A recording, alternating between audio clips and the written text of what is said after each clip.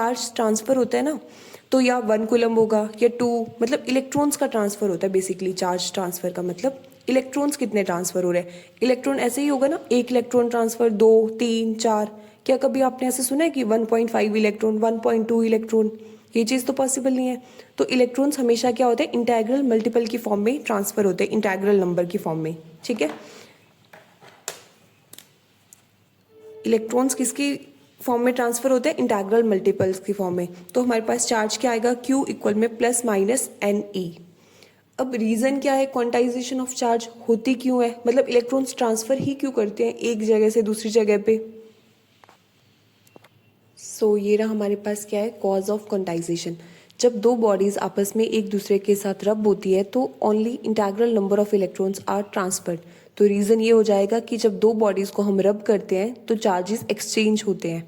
जिसके पास इलेक्ट्रॉन्स की कमी होगी, या मतलब कि एक अपन ने बताया था ना कि पॉजिटिव चार्ज किसके ऊपर आता है, नेगेटिव चार्ज किसके ऊपर आता है। पॉजिटिव चार्ज जो अपने इलेक्ट्रॉन्स को दे दे उसके ऊपर आता है पॉजिटिव चार्ज, जो इलेक्ट्रॉन्स को ले ले उसके ऊपर आता है नेगेटिव चार्ज। तो कॉज यही है कि जब बॉडीज आपस में रब होगी तो इंटीग्रल नंबर ऑफ इलेक्ट्रॉन्स क्या हो जाते हैं, ट्रांसफर हो जाते हैं। ठीक है, बट एक और चीज़, बट आपको ये नहीं पता होगा कि अब पॉजिटिव चार्ज ट्रांसफर होगा कि मतलब कि चार्जेस कैसे आएंगे किसी बॉडीज को जब आप रब करें, किसके ऊपर पॉजिटिव आएगा किसके ऊपर नेगेटिव आएगा। तो एक बार हम थर्ड प्रॉपर्टी डिस्कस कर लें, कंजर्वेशन ऑफ चार्ज। उसके बाद मैं आपको कुछ एलिमेंट्स बताऊंगी, वो आप याद कर लेना। ठीक है, कि किन के ऊपर पॉजिटिव चार्ज आता है, किन के ऊपर नेगेटिव चार्ज आता है। रिपीटेडली वहाँ से एग्जाम में आपको क्वेश्चन देखने को मिल जाते हैं कि वुल को रब किया सिल्क के कपड़े के साथ, प्लास्टिक को रब किया इसके ऊपर, तो बताओ प्लास्टिक के ऊपर क्या चार्ज होगा, वुल के ऊपर क्या चार्ज होगा। तो ये सारा मैं एक आपको थोड़ा सा टेबल सा बनवा दूंगी उसका।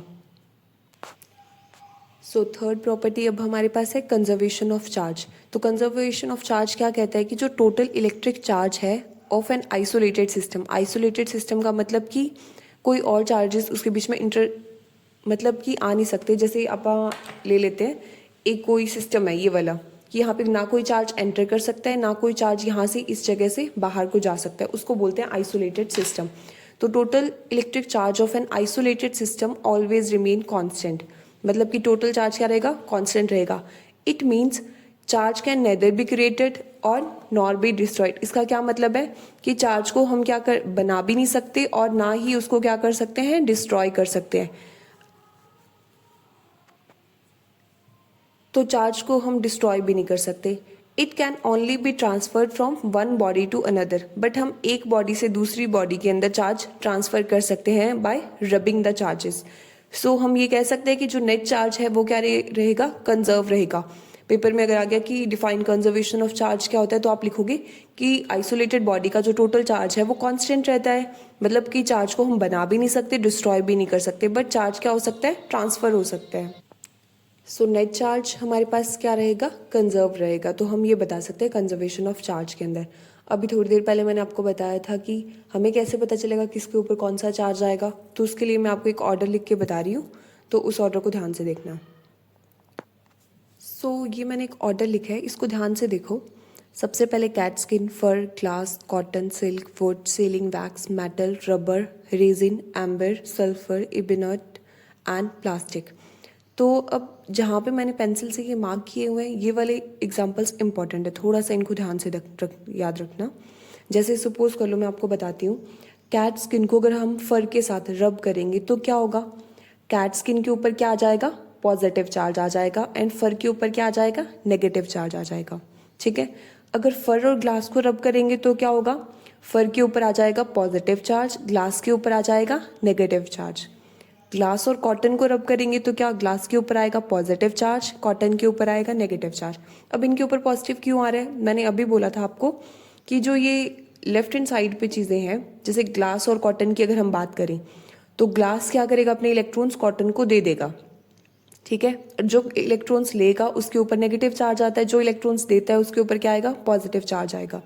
तो सबसे ज़्यादा पॉजिटिव चार्ज किसके ऊपर आएगा, कैट स्किन के ऊपर, फिर फर पे, ग्लास पे, कॉटन, सिल्क, वुड, फिर सीलिंग वैक्स। अब जैसे पेपर में बहुत बार आपको इनमें से क्वेश्चन मिलेगा, जैसे अब मैंने सपोज करो हमने रब किया किसको, एम्बर को रब किया, एम्बर को रब किया किसके साथ, इबेनॉइड के साथ। तो क्या होगा, जो एम्बर है ना, एम्बर, तो पहले के ऊपर क्या चार्ज आ जाएगा, पॉजिटिव चार्ज, एंड इबेनॉइड के ऊपर कौन सा चार्ज आ जाएगा, नेगेटिव चार्ज। ये चीज़ क्लियर है। अगर हम रब करें, सपोज करो प्लास्टिक को रब किया इबेनॉइड के साथ, प्लास्टिक को रब किया इबेनॉइड के साथ, तो प्लास्टिक के ऊपर क्या चार्ज आएगा,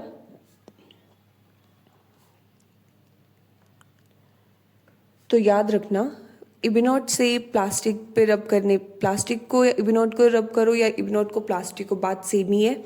तो इबिनॉट के ऊपर क्या चार्ज आएगा, पॉजिटिव चार्ज, और प्लास्टिक के ऊपर क्या आएगा, नेगेटिव चार्ज। बस मैंने इनका ऑर्डर चेंज कर दिया, थोड़ा सा ध्यान रखना। तो आप याद करना ये वाला ऑर्डर। जैसे अगर मैं बोल दूं सिल्क को रब किया है फर के साथ, या फर को रब किया है सिल्क के साथ। चलो एक और एग्जांपल लेते हैं, ग्लास को रब किया है किसके साथ, ग्लास रब्ड विथ सिल्क। तो होगा क्या, ग्लास के ऊपर क्या चार्ज आएगा, पॉजिटिव चार्ज, सिल्क के ऊपर क्या आएगा, नेगेटिव चार्ज। ये समझ आ गया। प्लीज जो ये मार्क कर रखे हैं ना मैंने पेंसिल से, उनको ध्यान से कर लेना, क्योंकि यहाँ से रिपीटेडली क्वेश्चन बनता ही बनता है कि किसके ऊपर पॉजिटिव चार्ज आएगा, किसके ऊपर नेगेटिव चार्ज आएगा। अगर आपको ये लाइन याद होगी तो आपको सोचने की ज़रूरत नहीं पड़ेगी ज़्यादा, लाइन याद कर लोगे तो पता चल जाएगा किसके ऊपर पॉजिटिव चार्ज है, किसके ऊपर नेगेटिव चार्ज है। कुछ स्टार्टिंग वाले याद करवा सकती हूँ, थोड़ा बहुत अपन ट्रिक से याद कर सकते हैं। जैसे कैट स्किन है, कैट स्किन के ऊपर क्या होता है, फर होता है। तो ऐसे ऑर्डर याद रखना, कैट स्किन सबसे ऊपर top priority, that is positive charge, उसके बाद आता है फर। अब कैट स्किन के जो फर है उसको हमने किस में डाल दिया, ग्लास के अंदर, ठीक है। अब ऐसे तो वो उड़ जाएंगे फर, तो हम क्या करेंगे, उसको उसके ऊपर कॉटन रख देंगे, ग्लास के ऊपर क्या रख देंगे, काफ़ी सारी कॉटन रख देंगे, फर नीचे चले गए। फिर उस ग्लास को हमने ढक दे दिया, मतलब सिल्क कपड़े से, सिल्क का कपड़ा डाल दिया कि कोई अपनी ग्लास को देख ना ले, ठीक है। उस ग्लास को कहाँ पे रखा है, वुड के ऊपर, यानी कि लकड़ी के किसी टेबल के ऊपर रख दिया, वुड, ठीक है। उसको हमने वैक्स से चिपका दिया, ग्लास जो थी ना उसको वुडन के ऊपर सीलिंग वैक्स से हमने उसको चिपका दिया, ठीक है। उसके बाद थोड़ा इतना बन नहीं रहा, मतलब यहाँ तक ऐसे आप याद कर सकते हो। उसके बाद 3-4 याद रख लेना, matter, rubber, amber, ebonite and plastic. Plastic तो हमें पता ही है सबसे ज़्यादा बैड कंडक्टर है, वो क्या करता है, इलेक्ट्रॉन्स, मतलब कि उसके ऊपर तो नेगेटिव चार्ज ही आएगा, वो तो इलेक्ट्रॉन्स लेगा ही, ठीक है।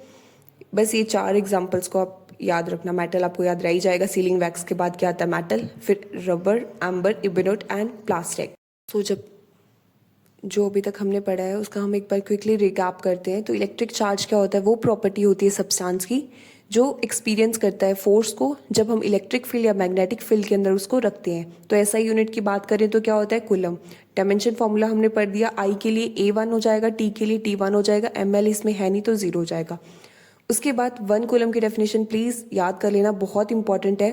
1 कूलम क्या था, amount of charge transported by a current of 1 ampere in 1 second. 1 ampere current 1 second के लिए जब पास करता है तो वो कितना चार्ज ट्रांसफर करता है, उसी को बोलते हैं 1 कूलम। चार्जेस हमने पढ़ लिए थे, 2 तरह के होते हैं, positive charge, negative charge. Positive charge कब आएगा, जब इलेक्ट्रॉन लूज करेगा। नेगेटिव चार्ज कब आएगा, जब इलेक्ट्रॉन को हम गेन करेंगे। उसके बाद पढ़े थे, हमें पता है लाइक चार्जेस रिपेल करते हैं, यानी कि पॉजिटिव क्या करेंगे, रिपेल करेंगे, या नेगेटिव क्या करेंगे, रिपेल करेंगे। अनलाइक चार्जेस जैसे पॉजिटिव नेगेटिव क्या करेंगे, आपस में अट्रैक्ट करेंगे। उसके बाद हमने डिस्कस किया था कंडक्टर, इंसुलेटर एंड डाइलेक्ट्रिक्स, ठीक है। तो कंडक्टर्स हमारे पास क्या थे, जो इलेक्ट्रिसिटी को पास कर देते अपने में अंदर, तो उसको कंडक्टर्स बोलते हैं। इनके पास क्या होते हैं, फ्री इलेक्ट्रॉन्स होते हैं। इंसुलेटर्स क्या थे, ये इलेक्ट्रिसिटी को पास नहीं करते, इनके पास कोई फ्री इलेक्ट्रॉन्स भी नहीं होता। एग्जाम्पल्स आप देख लेना। उसके बाद डाइलेक्ट्रिक्स का हमने क्या पढ़ा था कि डाइलेक्ट्रिक्स एक तरह की इंसुलेटर्स ही होते हैं, ठीक है, विदाउट कंडक्टिंग, मतलब ये इलेक्ट्रिक इफेक्ट को ट्रांसमिट कर देते हैं, खुद कंडक्ट नहीं करते। उसके बाद हमने डिस्कस की थी basic properties of charge, 3 properties discuss की थी, additive nature of charge, quantization of charge and conservation of charge. Additive nature में हमने क्या पढ़ा था कि जो टोटल चार्ज है सिस्टम का वो क्या रहता है, एल्जेब्राइक सम होता है ऑल द चार्जेस। जैसे ये अपने पास एक सिस्टम है, इसके अंदर जितने भी चार्जेस प्रेजेंट होंगे तो टोटल चार्ज क्या होगा, उन सबका सम हो जाएगा, ठीक है। उसके बाद हमने पढ़ा था quantization of charge. Quantization of charge का क्या मतलब था कि कोई भी बॉडी है, the electric charge on any body is always integral multiple of basic unit of charge, यानी कि जो चार्ज होगा वो कैसे किस फॉर्म में ट्रांसफर होगा, ओनली इंटेग्रल मल्टीपल में। ये नहीं हो सकता कि चार्ज 1.3 हो 1.4 हो, तो हमारे पास चार्ज की क्या होगी, प्रॉपर यूनिटी होगी, मतलब कि 1 2 3 4 नंबर ऑफ चार्ज, मतलब इलेक्ट्रॉन्स इस तरीके से ट्रांसफर होगा 1 2 3 4 5, ठीक है। 1.3 1.4 ऐसे ट्रांसफर नहीं होता। अब रीजन क्या है क्वांटाइजेशन का, तो हमने पढ़ा था कि जब 2 बॉडीज को हम आपस में रब करते हैं तो क्या होता है, इंटेग्रल नंबर ऑफ इलेक्ट्रॉन्स क्या हो जाते हैं, ट्रांसफर हो जाते हैं। ये बहुत बार पूछा जाता है कि what do you mean by quantization, explain the cause of quantization. उसके बाद हमने पढ़ा था conservation of charge. Conservation of charge क्या कहता है कि जो टोटल चार्ज है आइसोलेटेड सिस्टम का वो क्या है, कांस्टेंट रहता है। मतलब चार्ज को हम ना तो हम बना सकते हैं ना ही हम डिस्ट्रॉय कर सकते हैं, बट एक बॉडी से दूसरी बॉडी में चार्ज को हम ट्रांसफर कर सकते हैं। तो हम ये बोल सकते हैं कि नेट चार्ज क्या रहेगा, कंजर्व रहेगा। उसके बाद मैंने आपको ये ऑर्डर बताया था कि यहाँ से एक क्वेश्चन बन जाता है डेफिनेटली कि मतलब दे देंगे आपको एग्जांपल, क्लास दे दिया सिल्क कि बताओ इन दोनों को रब करेंगे, किसके ऊपर पॉजिटिव चार्ज आएगा, किसके ऊपर नेगेटिव चार्ज आएगा। तो इसको भी हम क्या कर चुके हैं, अच्छे से डिस्कस। आई होप यहाँ तक आपको क्लियर होगा। तो बाकी का अब हम कल करेंगे। एंड इसी के साथ साथ अभी हम लाइव क्लासेस स्टार्ट करेंगे, तो उसके अंदर जो जो टॉपिक हम यहाँ पे क्लासेस में डिस्कस किया करेंगे उसी की शाम को रात को लाइव क्लास लगा करेगी। तो उसके अंदर हम क्या करेंगे, न्यूमेरिकल्स को डिस्कस करेंगे उसी टॉपिक के रिगार्डिंग। ठीक है, इधर अपने पास थ्योरी पोर्शन कवर हो जाएगा, इसके आपको प्रॉपर नोट्स हर एक चीज़ लिखी हुई मिलेगी अच्छे से कि आपको एग्जाम में कैसे प्रेजेंट करना है। आप बहुत जगह वीडियोस देखते हो, आपको अच्छे मिल जाते हैं नोट्स, नो डाउट, बट यहाँ पे आपको हैंड रिटन नोट्स मिलेंगे कि अपने आंसर को किस तरीके से प्रेजेंट करना है, किस तरीके से क्वेश्चन बन सकता है, हर एक चीज़ आपको यहाँ पे डिटेल में बताई जाएगी। Thank you for watching.